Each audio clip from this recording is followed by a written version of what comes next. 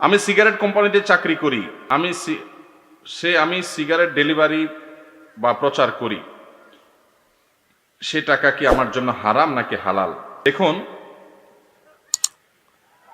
Cigarette কোম্পানিতে আপনি যদি চাকরি করেন, কাজ করেন, তাহলে সেক্ষেত্রে সেই কাজ আপনার জন্য হালাল হবে না। সেখান থেকে উপার্জিত টাকা আপনার জন্য হালাল হবে না। কারণ আল্লাহ তাআলা সূরা মায়েদা 2 নম্বর আয়াতে বলেছেন, তাআওয়ানু আলাল বিররি ওয়াত তাকওয়া ওয়ালা তাআওয়ানু আলাল ইসমি ওয়াল, তোমরা তাকওয়া এবং ভালো কাজে একে অন্যের সহযোগিতা করবে, আর পাপ এবং সীমালঙ্ঘনের কাজে কেউ কারোর সহযোগিতা করবে।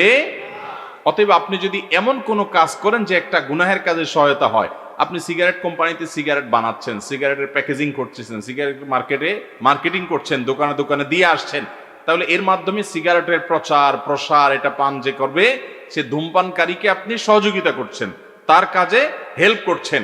এই গুনাহটা বিস্তারে আপনি অংশগ্রহণ উপকার করছেন, এটার সহায়তা আপনি যেভাবে হোক অবতীর্ণ হলেন, তো এটা আপনার জন্য জায়েজ হবে না।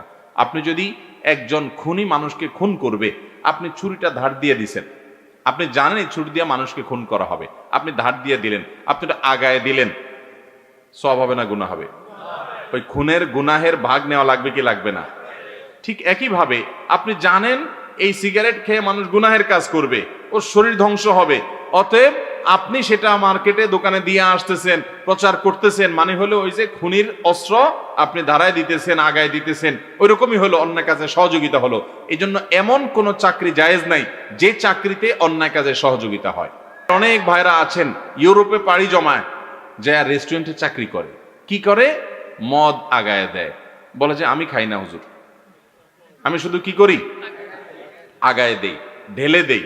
তাহলে আপনি এই অন্যায়টা, হারাম কাজটা করার জন্য সহযোগিতা করছেন কি করছেন না? এই উপার্জন হালাল হবে? আল্লাহ তাআলা আমাদেরকে হালাল উপার্জন করার তৌফিক দান করুন।